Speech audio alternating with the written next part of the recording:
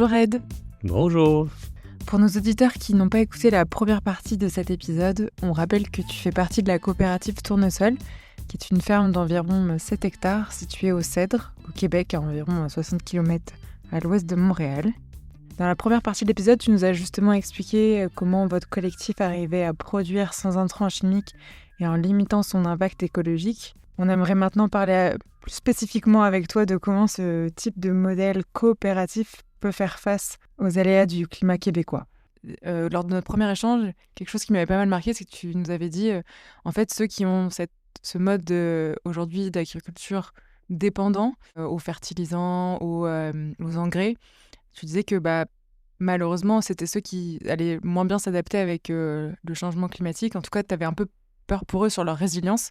Est-ce que tu peux nous en dire un petit peu plus sur, par rapport à la coopérative Tournesol, pourquoi vous avez un modèle un peu plus résilient par rapport à ça? Oui, potentiellement, je dirais. Oui, j'ai une crainte, puis c'est une crainte qui est ancrée dans la fraternité ou la communauté agricole, peu importe les choix de production que les gens font. Je crois qu'il y a un esprit d'entraide et de souci pour tous qui nous définit à très grande échelle.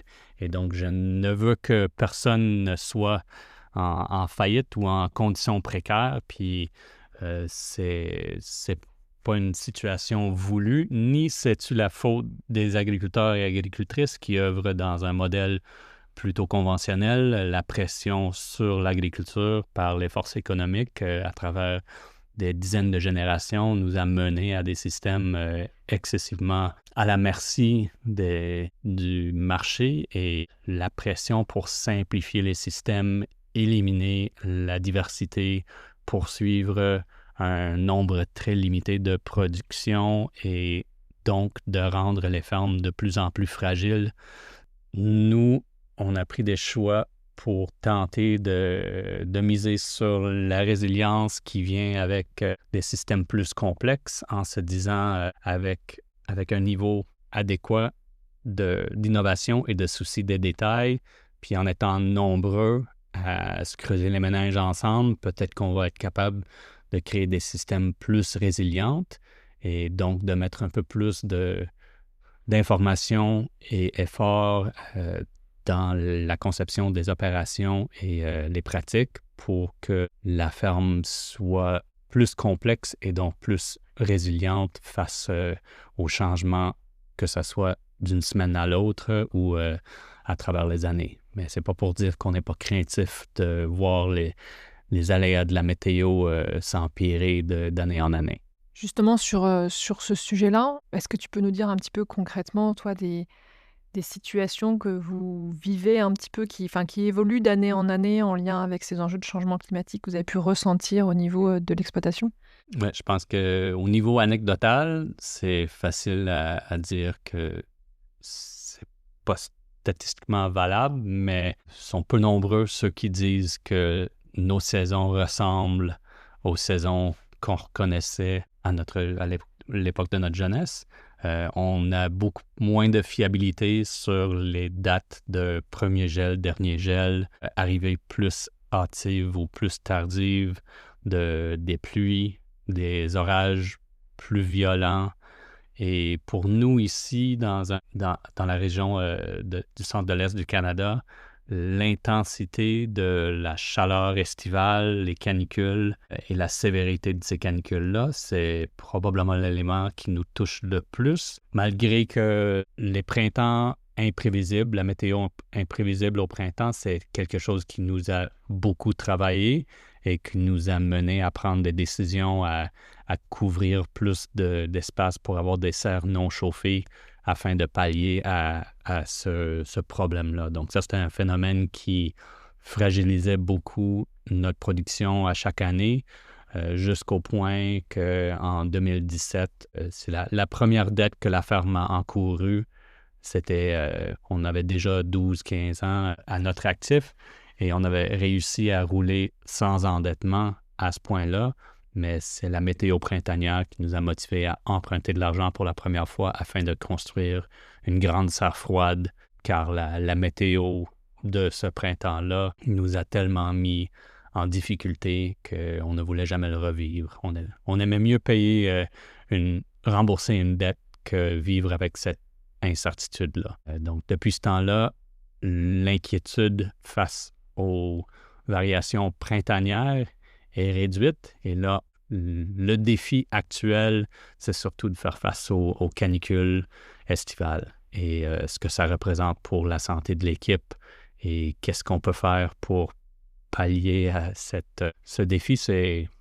C'est un casse-tête, là. Donc, c'est l'un des sujets qui revient le plus souvent et sur lequel on plonge pour tenter de trouver des solutions dans un avenir le plus rapproché possible. Est-ce que tu peux nous donner des exemples un peu concrets pour ceux qui, je pense à tous ceux qui ne sont pas forcément lors de canicules au champ. Est-ce que tu as des exemples concrets de comment ça peut affecter en effet ton équipe, la pousse et la récolte? Ben, honnêtement, les plantes sont beaucoup mieux adaptées que nous et arrivent souvent à le supporter.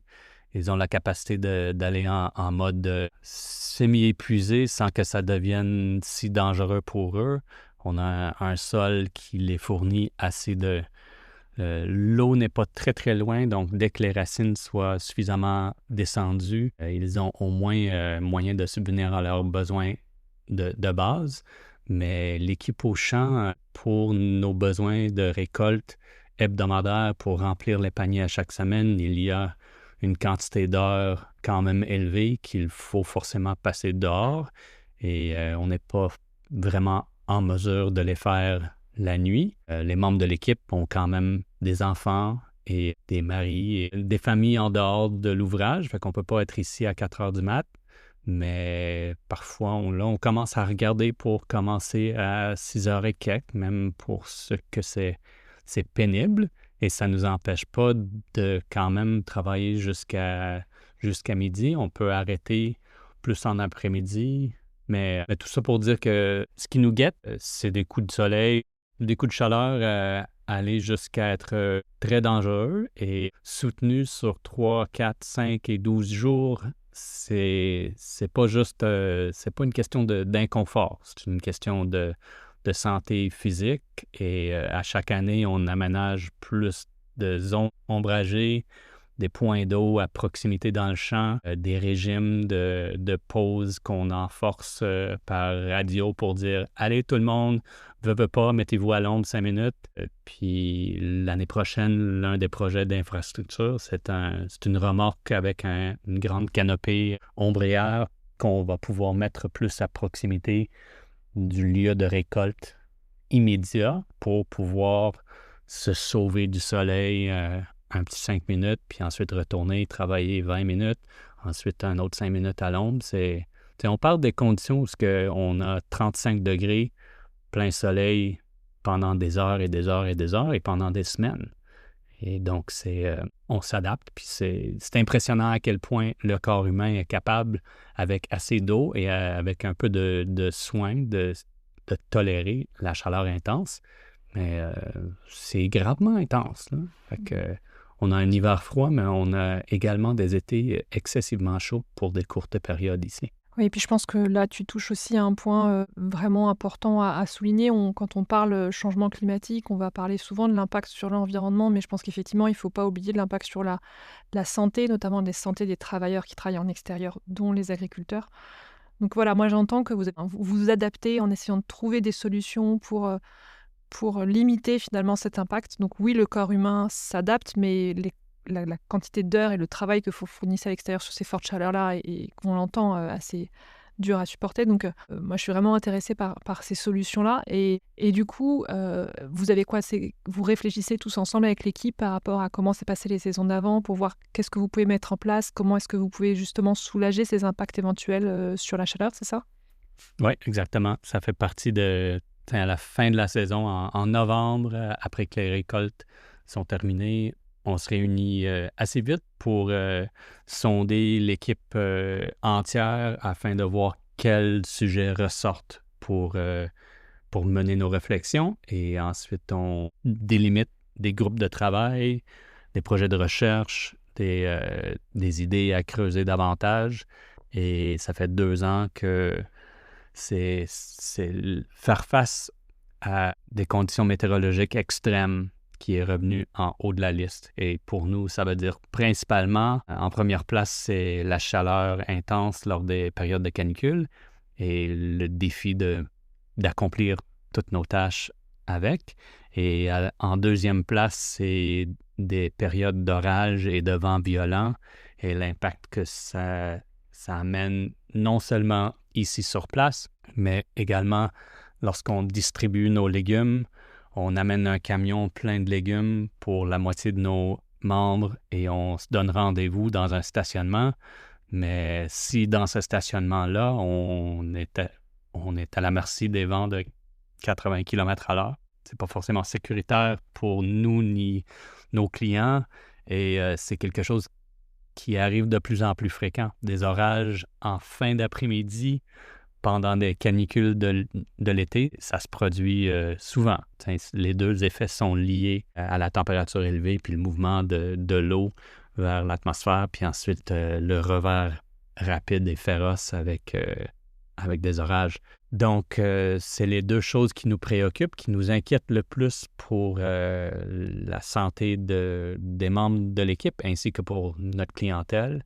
Et là, on cherche, pour le deuxième, l'une des solutions qu'on regarde, c'est d'aller cogner à plus de portes dans les municipalités, les organismes communautaires, voir si on peut se demander de se mettre à l'abri d'un bâtiment pour la distribution de légumes. Puis je pense que c'est des choses qui vont venir revenir de plus en plus souvent, qu'on aura besoin de soutien physique, infrastructures publiques, les mettre à la disposition des agriculteurs et agricultrices pour qu'on puisse continuer à faire le travail quand même assez utile de nourrir la population. On aura besoin d'un peu de soutien en certains égards, puis ça c'en est un de très concret, où ce que tout seul, nous ne pouvons tout simplement pas subvenir aux besoins de construire des abris suffisamment résistants dans tous nos coins de distribution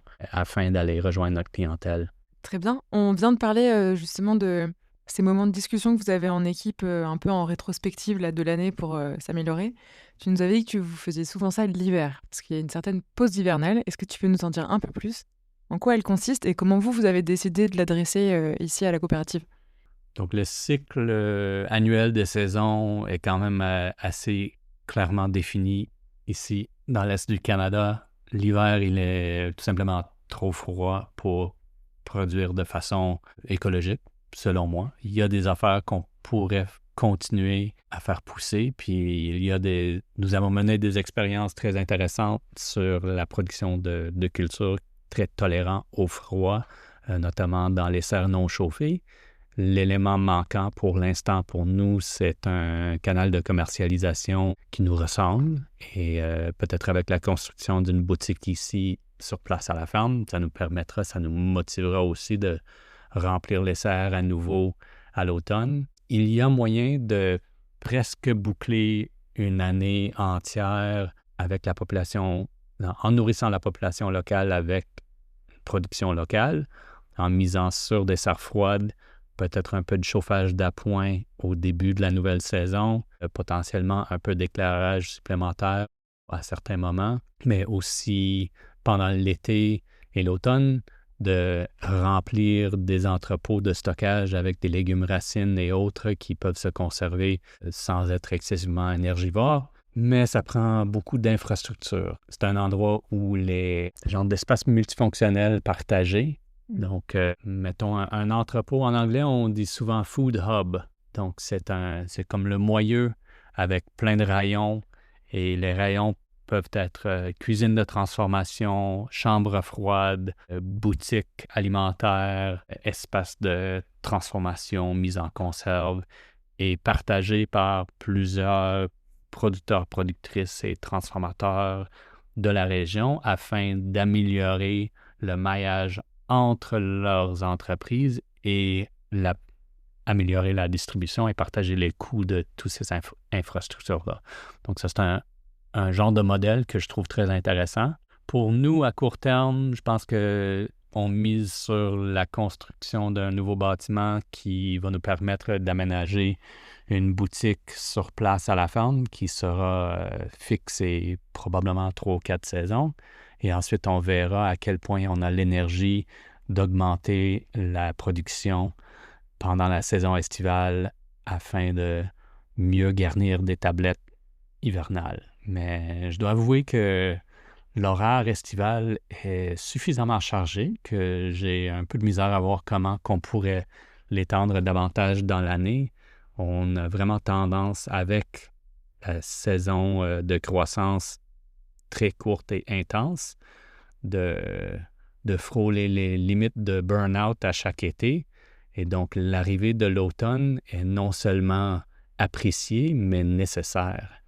Et de continuer 50 semaines par année, je le vois comme risqué, étant donné qu'on a peu de contrôle sur la vitesse de croisade qu'on atteint rapidement au printemps et qui est, selon moi, peut-être pas soutenable à la longueur de l'année. Donc, je crois que la façon qu'on travaille l'été, il est peut-être dépendant d'une période de repos, réflexion, et nous, on tente de tirer le profit maximum en passant du temps en réunion, réflexion, recherche et planification. Et on est déjà là, pleinement là-dedans. Ça fait quelques semaines qu'on a lâché les opérations de production au champ, malgré qu'on était au champ hier sur la neige à mettre le paillis sur l'ail parce qu'on l'a raté en raison de la météo à l'automne. Mais déjà, on a eu probablement une dizaine de réunions automnales. Les projets de recherche sont en cours. René est présentement en train de planifier les cultures pour l'année à venir. Il y a plein de bureaux qui nous permettent de quand même profiter de la vague de la saison qu'on vient de clore et mettre en branle la planif pour la meilleure saison possible pour l'année à venir. On parlait de choix tout à l'heure, notamment par rapport à respecter vos valeurs versus la pression que vous pouvez avoir de votre clientèle. Donc là, j'imagine qu'il y a une pression de la clientèle pour avoir effectivement de la production en hiver. Pour que ça soit clair pour les auditeurs, vous avez fait le choix parce que écologiquement, vous n'avez à ce stade pas trouvé de solution qui vous convenait de ne pas faire de production en hiver. Mais ce que j'entends, c'est que finalement, vous avez aussi organisé tout votre travail annuel par rapport à ça, avec du coup des saisons estivales qui sont quand même déjà bien chargées. Donc voilà, je voulais juste revenir là-dessus parce que je trouve ça assez illustrant de voir comment est-ce que vous avez essayé de guider vraiment finalement vos choix de production par rapport aux valeurs qui sont importantes pour vous et qui vous différencient aussi par rapport à d'autres acteurs qu'on a pu rencontrer dans cette problématique de que fait-on avec cette demande qui existe d'avoir de la production pendant la période hivernale.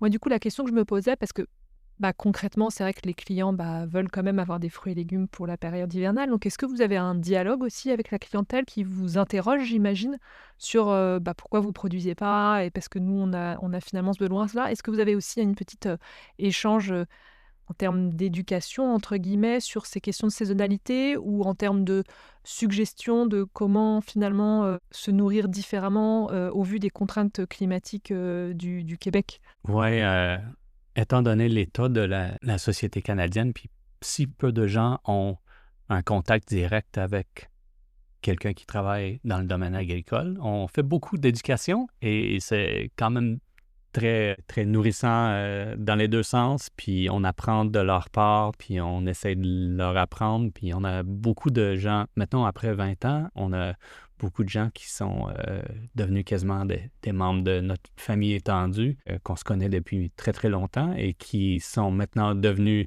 nos éducateurs dans leur communauté élargie aussi, parce qu'ils comprennent très bien, après 20 ans d'abonnement et de lecture de nos bulletins hebdomadaires, puis toutes les communications qu'on partage avec eux, ainsi que le fait qu'on a quand même un modèle où c'est pas un service de livraison à domicile. La grande majorité de nos membres ramassent un panier soit ici sur place ou même dans nos points de distribution, dans les stationnements qu'on prend comme rendez-vous. On s'installe, c'est un genre de mini-marché. on jase, on échange des recettes, on se donne des nouvelles, on parle des enfants et on se connaît. C'est vraiment un milieu orienté sur l'échange humain autour de l'alimentation. Et donc, ça tisse des liens répondant à cette partie de notre mission. Mais aussi, les gens finissent par tranquillement saisir de plus en plus c'est quoi notre métier, c'est quoi les défis, c'est quoi les exigences. Et ceux qui ramassent sur place, eux, ils nous encouragent clairement, souvent, à dire, tiens, doucement, en reconnaissant qu'on a besoin d'une pause, mais de nous dire que si jamais on avait moyen d'allonger la saison, ils seraient partants pour embarquer. Mais je crois qu'en général, c'est un échange qui se déroule plus souvent sous la forme de « Mon Dieu, on a bien hâte de vous revoir au printemps, on va manger de la mauvaise bouffe un peu cet hiver, mais ça va nous donner encore plus envie de croquer dans du vivant au printemps. Donc, reposez-vous bien, puis on se revoit au printemps dès que c'est possible. » Puis le voit qu'on travaille très fort et qu'on essaie de sortir des légumes au champ et des serres le plus tôt possible, puis qu'on essaie de durer le plus longtemps possible à l'automne. Mais surtout, ceux qui ramassent, que ce soit dans un stationnement ou ici à la ferme, où il n'y a toujours pas vraiment un entrepôt convenable pour des opérations 4 saisons. Souvent, les derniers points de distribution en novembre, il fait noir, il fait fret, puis on ne se pose pas trop de questions sur pourquoi ça continue pas plus longtemps. Les gens, ils se sauvent avec leurs légumes. « OK, désolé, bye, on se revoit. » C'est très évident pourquoi on ne peut pas continuer sans investir de façon très importante dans soit des installations propres à chaque ferme ou dans le but de mise en commun, d'avoir des installations partagées qui pourraient bénéficier à plusieurs fermes et donc améliorer le lien entre les consommateurs et les producteurs et productrices locaux de cette façon-là. Je reviens un peu à la pause hivernale. C'est vrai qu'on a beaucoup parlé des humains, mais il y a aussi la terre qui est du coup recouverte d'un beau manteau de neige comme on voit ici par la fenêtre. Qu'est-ce qui se passe? Comment vit la terre sous la neige? Et je crois que tu nous avais parlé un peu du sujet des bibites qui faisaient aussi leur pause hivernale. Est-ce que tu peux nous en dire plus? Ouais, pour certains ravageurs, c'est une baume très agréable sur laquelle on peut compter qu'il y a une bonne quantité d'insectes qui n'arrivent pas à traverser l'hiver dans notre climat. Et donc, sans être tabula rasa, les vers de terre, par exemple, se sauvent facilement dans les profondeurs. La majorité du vivant tombe tout simplement en arrêt ou en repos pour reprendre au printemps, mais il y a quand même un bon nombre de maladies bactériennes, fongiques et d'insectes qui doivent, ici au Québec, se rebâtir leur population ou repartir de zéro ou arriver sur le vent. Et donc, ça nous permet de redémarrer avec pas un reset complet, mais quand même, c'est un élément positif pour nos défis éternels par rapport aux ravageurs. Et le retour de la vie, les bourgeons vertes qui s'ouvrent au printemps, il y a rien de mieux pour remettre le corps et âme dedans pour que quelqu'un soit motivé à relancer. Mais savoir que certains insectes ravageurs ont péri pendant l'hiver, ça fait chaud au cœur aussi. Fait que j'aurais bien de la difficulté à déménager dans les tropiques et faire face à la croissance éternelle et l'absence de saison qu'on vit ici. Mais voilà, je baigne dedans depuis jeunesse. Fait que on est tous formés par notre environnement, mais même si on a une saison de croissance très courte ici par rapport à certains endroits, c'est pas si court que ça, et ça nous oblige à courir, mais on trouve moyen d'en profiter, puis on voit le côté positif aussi. Oui, puis finalement, si on résume par rapport à ce que tu dis, c'est vous respectez le cycle naturel de la saisonnalité de là où vous habitez, qui est finalement bénéfique, que ce soit pour la terre, avec ce que tu viens de nous dire, et puis pour vous aussi, parce que cette pause, elle est nécessaire, ce que tu nous disais par rapport au rythme que vous pouvez avoir dans la période estivale. Donc, c'est finalement respecter ce rythme-là et pas c'est respecter ce rythme-là et pas essayer d'aller en fait à contre-courant de la saisonnalité de votre région. Oui, en tant qu'humain, on a beaucoup d'ingéniosité à tordre tout système et adapter nos habitudes pour contredire les cycles naturels, mais ça fait quand même du bien de pouvoir être en harmonie avec et au printemps de ressentir l'ambition et l'optimisme revenir avec une nouvelle saison et à l'automne avec les journées décroissant, la clarté décroissante de pouvoir se calmer un peu et rentrer à l'intérieur un peu plus tôt. Et à ce niveau-là, je pense qu'on a le luxe de vraiment se sentir bien en termes de nos rituels, nos rythmes de travail bien synchronisés avec la nature. Puis oui, ça donne une aisance profonde qui est peut-être absente trop souvent pour beaucoup d'humains dans le 21e siècle. Notre épisode touche à sa fin, merci beaucoup. On a 2 questions de fin qu'on pose à chacun de nos invités. On essaie de finir sur une touche un peu inspirante, positive. Et donc la première, quels acteurs ou actrices du changement t'inspirent? À peu près tous les autres maraîchers agroécologiques, les gens avec qui on a étudié, avec qui on a travaillé, qui ont mené des fermes, qui ont eu de la misère, qui ont dû lâcher ce beau métier, qui ont pu continuer, qui continuent à travailler, certains sont dans leur serre aujourd'hui, certains sont dans d'autres emplois hivernales en raison de la difficulté à joigner les deux bouts. Certains sont dans des colloques et dans des universités en train d'apprendre aux autres comment mieux faire.